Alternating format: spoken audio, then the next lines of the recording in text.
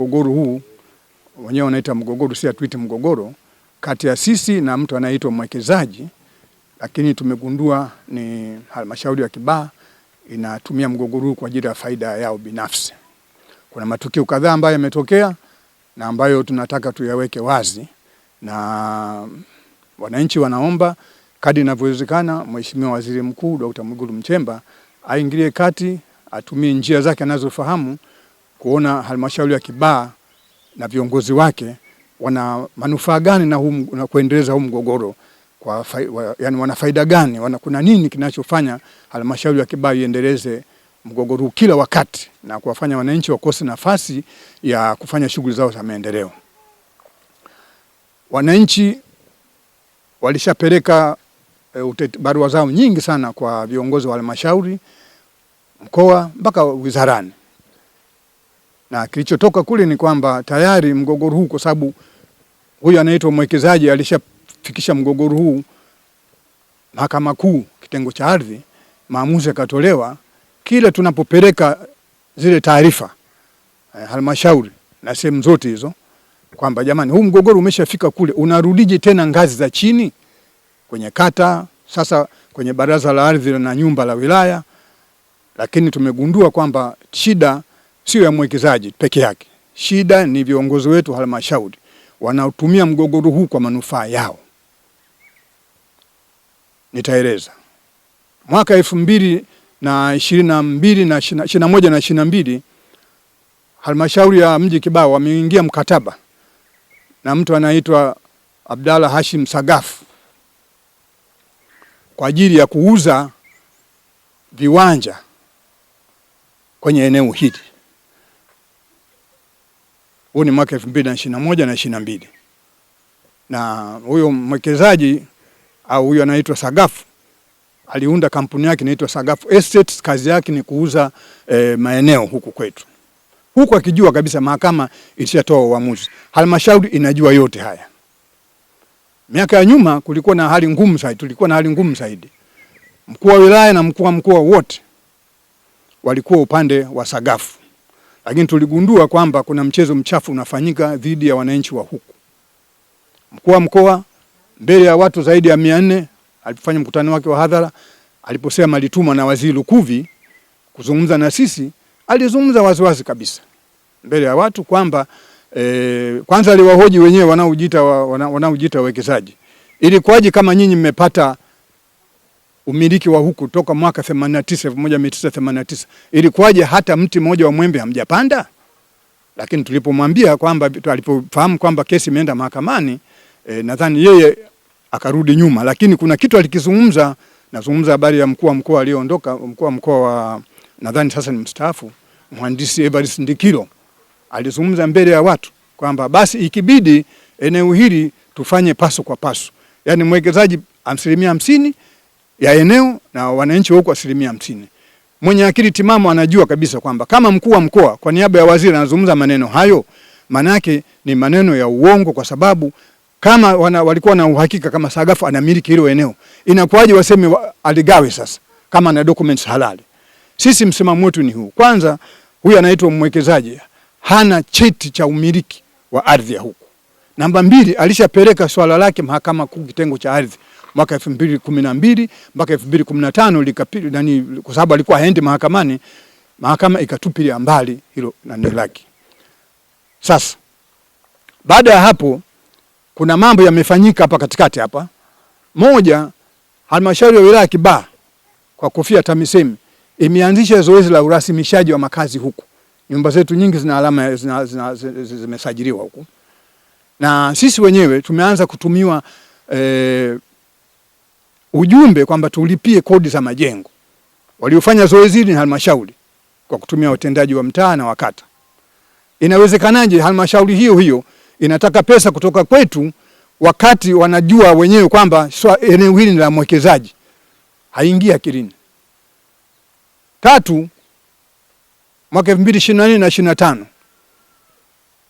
kupitia mradi wa REA na TANESCO pamoja na DAWASCO mtaa na wilaya ya Kibaha wametuletea umeme kama ambavyo mnaona. Na tumeshaanza kulipia.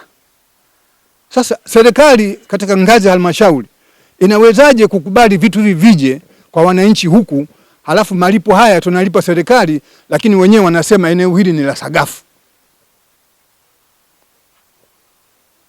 Ile jambo sisi limetusumbua sana, lakini tumegundua kwamba kuna mchezo unafanyika, kuna watu wanaitwa tegesha, wengine wameunda kampuni ya kuuza maeneo haya, tuna ushahidi. Hicho kibaya zaidi. Kuna mwaka 2019 mpaka na 20, 18 na 20, kabla hata ile kampuni haijaunda, kampuni yao ya Sagafu na kushirikiana na halmashauri haijaunda. Tayari halmashauri hiyo ishasaidia watu fulani kumiliki ardhi huko. Tumefanya katika eneo la Visiga. Ushahidi wote tunao. Halmashauri iliwezaje kutoa vibali kwa watu kumiliki ardhi wakijua hili shamba ni la Sagafu? Wananchi hao tunasema kuna mchezo mchafu unafanyika, na licha ya kelele sisi wananchi wa kawaida tumegundua kwamba wanahitaji kiongozi wao mkuu kama waziri mkuu na hata rais kuchukua hatua za kinidhamu dhidi ya watu wa namna hiyo. Polisi, yani kwa sababu hiyo ardhi ni ya kwao toka wamekuwa na hilo eneo wameliendeleza wenyewe. Huyu mtu anadai zaidi ya ekari 407 kilio ni ekari zake. Tunategemea kwamba alifungua kesi mahakamani, lakini mahakamani hiyo kesi ilitupwa kwa sababu alishindwa kuonyesha vithibitisho. Lakini bado ameendelea kuwasumbua wananchi na bado anadai eneo ni lake, lakini pia halmashauri inampa nguvu, wanataka ni kama wamempa tenda ya kukata viwanja auze kama biashara. Mkoa huu walioshindwa mahakamani,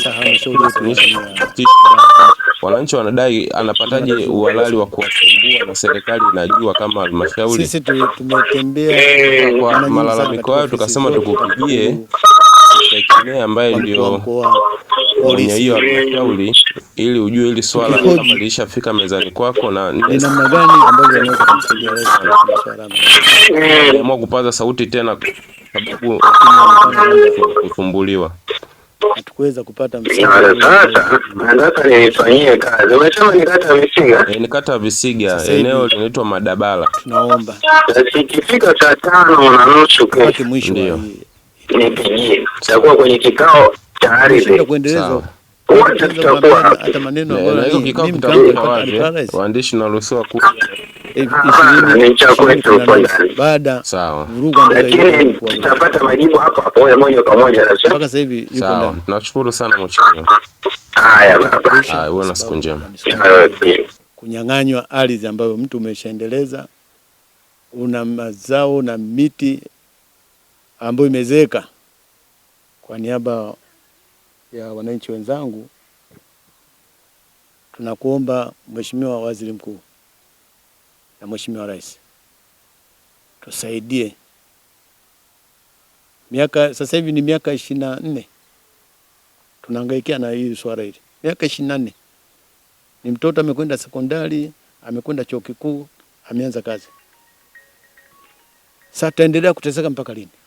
Mama ambaye ni mjane, nalia kilio changu. Namuomba waziri wa ardhi na Mama Samia ambaye ni rais wetu atusikilize sisi wanyonge tunaonyanyasika. Tunanyanyasika na tumeishi huku miaka mingi. Mimi hapa ninavyoishi nina miaka 17 naishi pale na familia yangu na watoto na wajukuu wamezaliwa hapa hapa, wengine mpaka wameshamaliza darasa la 7. Huyo Sagafu kama Sagafu mwenyewe sijawahi kumuona.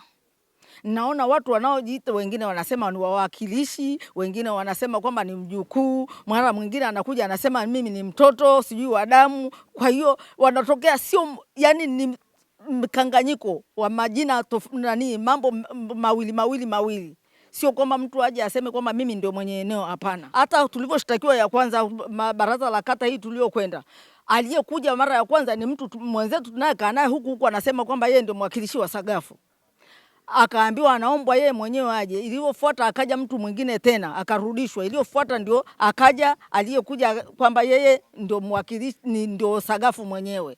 Lakini ukiona majina yale hata yanavyoandikwa, kuna mara Abdalla Hashim Sagafu, mara Abdalla sijui nani, yani ni tofauti, haliko moja. Mwanzoni kesi ya kwanza ilikuwa kwamba ni Abdalla Sagafu ambaye akasema kwamba yeye ni mwanae. Hii sasa hivi barua tulioletewa wilaya imeandika mjukuu, yani majina yanakuwa kwamba ni mkanganyiko. Tunaona kama kuna mgongo unaotumika kwa kupitia huyo Sagafu. Ifike kwa mheshimiwa rais moja kwa moja, au ndo tuna imani nao kwamba huenda tukapata nusura katika swali letu hili. Kwa hiyo tunaomba sana mheshimiwa rais, mheshimiwa waziri mkuu atambue kwamba wananchi wake tunapata shida kutokana na wasaidizi wake wengi si waadilifu huku chini, wanapola ardhi yetu kwa manufaa yao binafsi. Kwa napenda kwamba kauli yetu, kilio chetu kifike kwa mheshimiwa waziri mkuu, na tupo tayari kutoa dokumenti zote, ushahidi wote ambao haya tunayazungumzia kwamba tunayo, sio kwamba tunaongea tu maneno mdomoni. Na tupo tayari kukutana na mkuu wa wilaya, mkuu wa mkoa kwamba haya tulisema na tulikutana naye moja kwa moja tukizungumzia shida yetu ambayo inatukabili. Na bado tunazo zile hati ambazo watu wanamiliki ambao tayari zimesainiwa na maafisa wa ardhi yao kina Magambo sijui kina nani ambao ndio wamesaini, watu ambao tayari wanazo hati, na ndio wao pia wanasema kwamba wameshirikiana na mtu Sagafu kwa ajili ya kuuza viwanja. Sasa unashangaa kwamba wanatambua kwamba eneo lina mgogoro. Bado wao pia wanashirikiana tena na mtu huyo kwa ajili ya kuuza viwanja katika ardhi yetu. Maana yake sisi tutapeka matatizo yetu. Kama tayari mkuu wa wilaya ofisi yake au kwa mkuu wa mkoa tayari wana mwekezaji wanashirikiana naye. Sisi tunapeka kilio chetu cha migogoro zaidi ya kwenda kwa mheshimiwa waziri mkuu, zaidi ya kwenda kwa mheshimiwa rais. Kwa tunaomba sana viongozi wakuu wa nchi watusaidie, watunusuru wananchi zaidi ya kaya 300. Tuna shida na msaada wetu tunategemea upo kwao. Kwa machache inshallah nashukuru sana. Tumekaa siku nyingi tuko hapa, lakini mgogoro huu unatuzingua. Mara mapolisi wameingia hapa wanakuja kutukamata sisi bila sababu. Anasema sie wavamizi, na sio wavamizi, watu wa ardhi hii wa kijiji hiki. Na kwa kweli baba, naomba rais wetu utusaidie kwenye shida hii. Wakati tunaingia wala hakuna hata nyumba ya huyo mvamizi huyo anayetuambia Sagafu, anayetuambia sisi wavamizi. Baada ya hapo alivyoanza mgogoro ndio mpaka sasa hivi bado kila kesi pelekwa mahakamani inamalizika, alafu baadaye inarudishwa tena. Kwa majina naitwa Mrs. Maitoni Mtambo, ni balozi wa eneo la kijiji cha mtaa wa Mbwawa, kata ya Mbwawa, eneo ambalo lilokuwepo madabara. Sisi kama wananchi walivyoongea, sisi ni viongozi wa kuchaguliwa na wananchi. Hao wanaotusumbua ni wanaojiita wawekezaji, lakini ukija kuangalia si wawekezaji, na sisi ndio tunaishi na wananchi. Taratibu zote za kumiliki ardhi zinafuata, lakini bado kuna watu wanatuwekea kipingamizi katika eneo hili kwamba tusifanye maendeleo yetu. Ingawa huyo anaojiita Sagafu ndio anasumbua wananchi, na sisi viongozi pia tukiambiwa si viongozi wadogo kama mabalozi hatuna nafasi yoyote ya kufanya chochote, bali tamko likishatoka huko wilayani basi ikishafika kwetu sisi tutii tu, hata kama si la kweli, na maana tuwape muongozo. Mibalozi kama mimi nilikataa. Bado mpaka wanachukua hatua ya kutushtaki. Na wakitushtaki huko wanaoenda kama wanatuweka polisi, baadaye tunatoka, hakuna lolote linaloendelea. Mimi nilikuwa naombi tu rais, namuomba rais awasaidie wananchi hao. Sisi sote ni viongozi, lakini tunamuomba mheshimiwa rais kwa sababu yeye ndio mwenye dhamana na nchi hii. Atusaidie kwenye swala la ardhi, maana imekuwa changamoto ndani ya wananchi, maana hawafanyi shughuli zao kwa uhuru zaidi. Wakitaka kujenga wanaambiwa msijenge, wakitaka kufanya kulima wanaambiwa wasilime, mpaka wengine nashuhudia wanachapa viboko na Wamasai eneo hili wakiwa wanalima. Wao wakisema kwamba wamewekwa na Sagafu. Tukienda serikali ya mtaa tukiwauliza huyu Sagafu huku mnamjua au mna hati yoyote ya Sagafu, wanarukaruka, tunaona hakuna jibu lolote wanaotupatia. Tunaomba waziri mkuu aliingilie kati kwa sababu ndio waliobaki kwa sasa hivi. Tukiangalia ngazi zote za chini huku hakuna lolote wanaolifanya. Sisi tunapata tabu kama rais anapata tabu kuomba wananchi kula, na waziri pia akapata tabu kuomba wananchi kula, na wananchi pia wakatoa kula zao kwa lengo kuwa na imani na rais na imani na waziri mkuu. Hao wengine wa huku chini wanatuumiza kwa sababu wanajiangalia wao wenyewe, hawaangalii wananchi wao. Tunamwomba sana Mheshimiwa Rais. Mimi sina mengi ya kuongea. Mengi yangu ni kumwomba tu Rais atusaidie. Kwa sababu hata diwani mwenyewe tulimuuliza, una hati ya Sagafu wa kata ya Mbwawa? Akashindwa kutoa majibu. Ndani ya miaka 5 tulompa, lakini pia hajapata hati. Hajawauliza ina maana. Kwa hiyo kuna kama uleaji fulani wanawalea hao watu. Sisi tunaomba Mheshimiwa Rais atusaidie moja kwa moja swala letu.